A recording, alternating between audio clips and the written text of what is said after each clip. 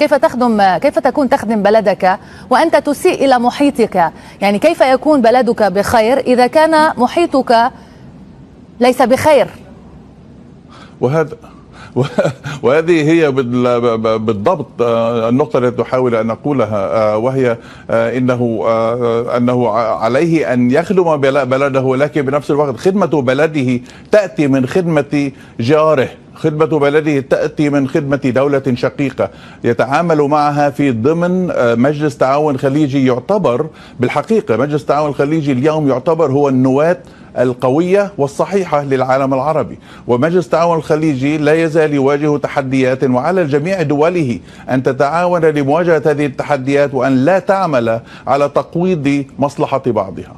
يعني هنا يعني عندما لأن أكثر من ضيف أمريكي قال يعني بالنسبة لثقافتهم هم السفير يخدم بلده، لكن هل هذا ينطبق على ما حدث مع السفير الإماراتي؟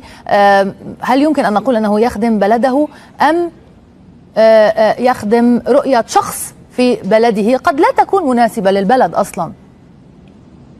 لا، بالحقيقة أنا بالنسبة لي هذه لا تخدم الإمارات، وهذه لا تخدم مصلحة الإمارات.